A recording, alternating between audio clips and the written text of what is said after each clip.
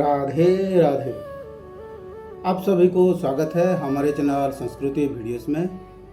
पिछली वीडियोस में हमने सुना था श्रीमद् भगवत कथा प्रथम स्कंद के चतुर्थ अध्याय पर्यंत। अब सुनेंगे पंचम अध्याय, भगवान के यश कीर्तन की महिमा और देवर्षि नारद जी का पूर्व चरित्र। सूत जी कहते हैं, तदंतर सुखपूर्वक बैठे हुए वीणापाणी परम यशस्वी देवर्षि नारद ने मुस्कुराकर अपने पास ही बैठे ब्रह्मर्षि व्यास जी से कहा। नारद जी ने प्रश्न किया, महाभाग व्यास जी, आपके शरीर एवं मन दोनों ही अपने कर्म एवं चिंतन से आपके संतुष्ट हैं न? अवश्य ही आपकी जिज्ञासा तो भली भांति पूर्ण हो गई है, क्योंकि आपने जो यह महाभारत की रचना की है वह बड़ी ही अद्भुत है। वह धर्म आदि सभी पुरुषार्थों के परिपूर्ण है। सनातन ब्रह्मत्व के भी अपने सुख विचारा है और जान भी लिया है। फिर भी प्रभु आप अकृतार्थ पुरुषों के समान अपने विषय में शोक क्यों कर रहे हैं? व्यास जी ने कहा, आपने मेरे विषय में जो कुछ कहा है वह सब ठीक है। वैसा होने पर भी मेरा हृदय संतुष्ट नहीं है। पता नहीं इसका क्या कारण है। आपका ज्ञान अगाध है। आप साक्षात ब्रह्मा जी के मानस पुत्र हैं, इसीलिए मैं आपसे ही इसका कारण पूछता हूँ। नारद जी, आप समस्त गोपनीय रहस्यों का जानते हैं, क्योंकि आपने उन पुराण पुरुषों की उपासना की है जो प्रकृति पुरुष दोनों के स्वामी हैं और असंग रहते हुए ही अपने संकल्प मात्र से गुणों के द्वारा सांसारिक सृष्टि, स्थिति और प्रलय करते रहते हैं। आप सूर्य की भांति तीनों लोगों में भ्रमण करते रहते हैं और योग बल से प्राणवायु के समान सबके भीतर रहकर अंतकरण की साक्षी भी हैं। योग निष्ठान और नियमों के द्वारा परम ब्रह्म और शब्द ब्रह्म दोनों को पूर्ण प्राप्ति कर लेने पर भी मुझ में जो बड़ी कमी है उसे आप कृपा करके बतलाइए। नारद जी ने कहा, व्यास जी, आपने भगवान के निर्मल यश का गान प्रायः नहीं किया। मेरी ऐसी मान्यता है कि जिससे भगवान संतुष्ट नहीं होते वह शास्त्र या ज्ञान अधूरा है। आपने धर्म आदि पुरुषार्थों को जैसा निरूपण किया है, भगवान श्री कृष्ण की महिमा का वैसा निरूपण नहीं किया जिस वाणी से चाहे वह रसभाव अलंकार आदि से युक्त ही क्यों ना हो। जगत के पवित्र करने वाले भगवान श्री कृष्ण के यश का कभी गान नहीं होता। वह तो कौओं के लिए अचिष्ट फेंकने वाले स्थान के समान अपवित्र मानी जाती है। मान सरोवर के कमनीय कमल वन में विहरने वाले हंसों के भांति ब्रह्मधाम के विहार करने वाले भगवत चरणारविंद श्री परमहंस भक्त कभी उसमें रमण नहीं करते। इसके विपरीत जिसमें सुंदर रचना भी नहीं है और जो दूषित शब्दों से युक्त भी है, परंतु जिसका प्रत्येक श्लोक भगवान के यशस सूचक नामों से युक्त है, वह वाणी लोगों के सारे पापों का नाश कर देती है। क्योंकि सत्पुरुष ऐसा ही वाणी का श्रवण कर गान और कीर्तन किया करते हैं। वह निर्मल ज्ञान भी जो मोक्ष की प्राप्ति का साक्षात साधन है। यदि भगवान की भक्ति से रहित हो तो उसकी उतनी शोभा नहीं होती। फिर जो साधन और सिद्धि दोनों ही दशाओं में सदा ही मंगलमय रूप है, वह काम्य कर्म और जो भगवान को अर्पण नहीं किया गया है, ऐसा अहेतुक निष्काम कर्म भी कैसे सुशोभित हो सकता है? महाभाग व्यास जी, आपकी दृष्टि अमोघ है, आपकी कीर्ति पवित्र है, आप सत्यपरायण एवं दृढ़व्रत हैं। इसीलिए आप संपूर्ण जीवों की बंधन से मुक्त करने के लिए समाधि के द्वारा अचिंत्य शक्ति भगवान की लीलाओं का स्मरण कीजिए। जो मनुष्य भगवान की लीलाओं की अतिरिक्त और कुछ कहने की इच्छा करता है, वह इस इच्छा से ही निर्मित उनके नाम और रूपों की चक्कर में पड़ जाता है। उसकी बुद्धि भेदभाव से भर जाती है। जैसे हवा के झोंकरों से डगमगाती हुई डोगी को कहीं भी ठहर नहीं मिलता, वैसे ही उसकी चंचल बुद्धि कहीं भी स्थिर नहीं हो पाती। संसारी लोग स्वभाव से ही विषय में फंसे हुए हैं। धर्म के नाम पर आपने उन्हें निंदित पशु हिंसायुक्त एकाम कर्म करने की भी आज्ञा दे दी है।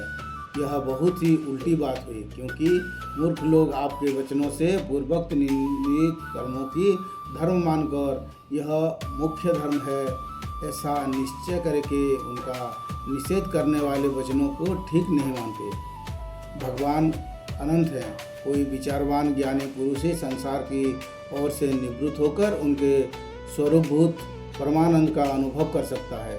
अतः जो लोग परमार्थ की बुद्धि से रहित हैं और गुणों के द्वारा नचाए जा रहे हैं, उनके कल्याण के लिए ही आप भगवान की लीलाओं का सर्वसाधारण के हिस्से की दृष्टि से वर्णन कीजिए। जो मनुष्य अपने धर्म का परित्याग करके भगवान का चरण कमल का भजन सेवन करता है, भजन परिपक्व हो जाने पर तो वो परिपक्व तो बात ही क्या है। यदि इससे पूर्व भी उसका भजन छूट जाए तो क्या कहीं भी उसका कोई अमंगल हो सकता है। परंतु जो भगवान का भजन नहीं करते और केवल सर्वधर्म का पालन करते हैं, उन्हें कौन सा लाभ मिलता है। बुद्धिमान मनुष्य को चाहिए कि वह उसी वस्तु की प्राप्ति के लिए प्रयत्न करें जो तिनके से लेकर ब्रह्म पर्यंत समस्त ऊंची नीच योनियों में कर्मों की फलस्वरूप आने जाने पर भी स्वयं प्राप्त नहीं होती। संसार के विषय सुख तो जैसे बना चेष्टा के दुख मिलते हैं, वैसे ही कर्म के फलस्वरूप उचित गति समय के फेर से सबके सर्वत्र स्वभाव से ही मिल जाता है। व्यास जी, जो भगवान श्री कृष्ण के चरित्रारविंद सबके हैं, वह भजन न करने कर्म मनुष्यों के समान देवात कभी बुरा भाव हो जाने पर भी जन्म मृत्यु के संसार में नहीं आता। वह भगवान के चरण कमलों के आलिंगन का स्मरण करके फिर उसे छोड़ना नहीं चाहता।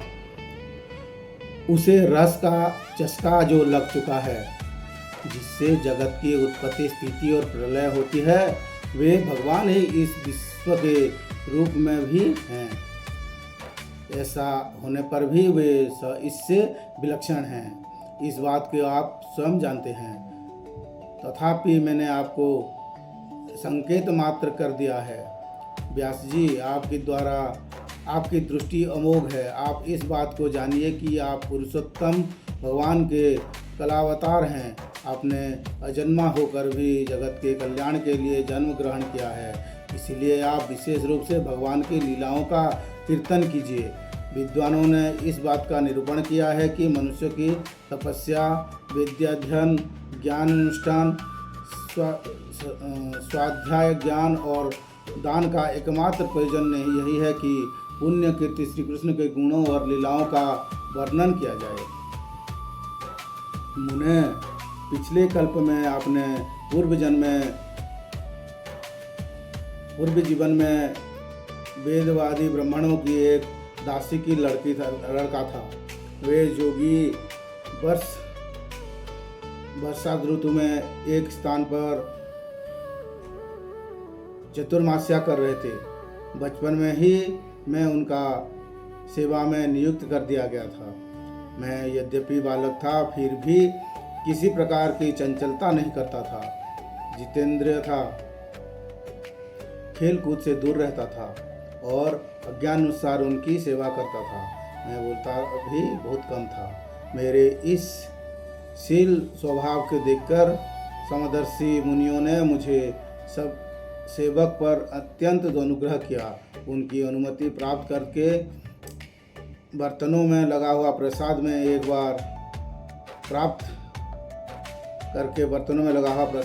बार खा लिया था। इससे मेरे सारे पाप धुल गए। इस प्रकार उनकी सेवा करते करते मेरा हृदय शुद्ध हो गया और वे लोग जैसा भजन पूजन करते थे उसी में मेरी भी रुचि हो गई।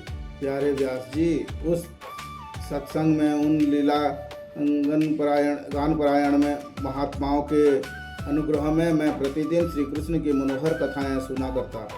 श्रद्धापूर्वक एक एक पद श्रवण करते करते प्रिय कीर्ति भगवान ने मेरी रुचि हो गई। महामुने, जब भगवान ने मेरी रुचि हो गई तब उन मनोहर कीर्ति प्रभु में मेरी बुद्धि भी निश्चल हो गई। उस बुद्धि में मैं उस संपूर्ण सत और असत रूप जगत की अपने परम ब्रह्म स्वरूप आत्माओं में माया से कल्पित देखने लगा। इस प्रकार शरद और वर्षा इन दो ऋतुओं में तीनों समय उन महात्माओं मुनियों ने श्रीहरि का निर्मल यश की संकीर्तन किया और मैं प्रेम से प्रत्येक बात सुनता रहा। अब चित्त के रजोगुण और तमोगुण को नाश करने वाला भक्ति का मेरा हृदय में प्रादुर्भाव हो गया। मैं उनका बड़ा ही अनुरागी था, विनयी था। उन लोगों की सेवा से मेरे पाप नष्ट हो चुके थे। मेरे हृदय में श्रद्धा थी, इंद्रियों में संयम था एवं शरीर, वाणी और मन से मैं उनका आज्ञाकारी था। उन दीनवत्सल महात्माओं ने मैं जाते समय कृपा करके मुझे उस गुणात्मक ज्ञान का उपदेश दिया, जिसका उपदेश स्वयं भगवान अपने श्रीमुख से किया है। उस उपदेश ही जगत के निर्माता भगवान श्री कृष्ण माया के प्रभाव के मैं जान सका, जिसके जान लेने पर उनके परम पद की प्राप्ति हो जाती है। सत्य संकल्प व्यास जी पुरुषोत्तम भगवान श्री कृष्ण के प्रति समस्त कर्मों के समर्पित कर देना ही संसार के तीनों तापों की एकमात्र औषधि है। यह बात मैंने आपको बतला दी।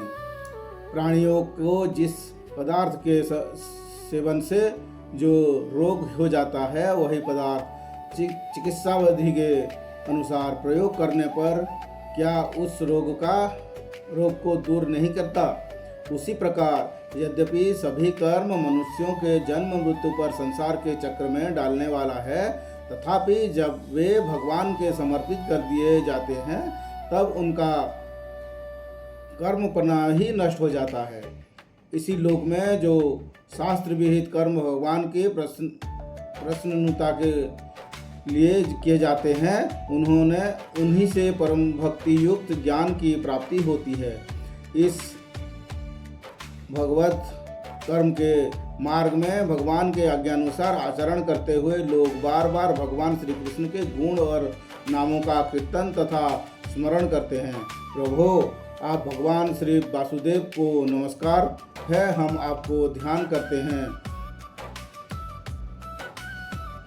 प्रद्युम्न, अनिरुद्ध और संकर्षणों को भी नमस्कार है। इस प्रकार जो पुरुष चतुर्व्यूहरूपी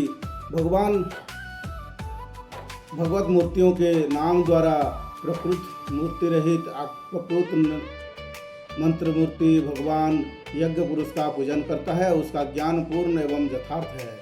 ब्रह्मन, जब मैंने भगवान की आज्ञा का इस प्रकार पालन किया, तब उस बातों को जानकर भगवान श्री कृष्ण ने मुझे आत्मज्ञान, ऐश्वर्य और अपनी भाव रूपा प्रभा भक्ति का दान किया। व्यास जी, आपका ज्ञान पूर्ण है। आप भगवान की ही कीर्ति का, उनकी प्रेममय लीला का वर्णन कीजिए। उससे बड़े बड़े ज्ञानियों की भी जिज्ञासा पूर्ण होती है। जो लोग दुखियों के द्वारा बार बार रोंदे जा रहे हैं, उनके दुखों की शांति इसी से ही हो सकती है और कोई उपाय नहीं है। इति श्रीमद्भगवते महापुराणे परमहंस्यं साहित्यं प्रथमस्कन्धे व्यासनारायणदेव संवाद पंचमोध्याय। राधे राधे।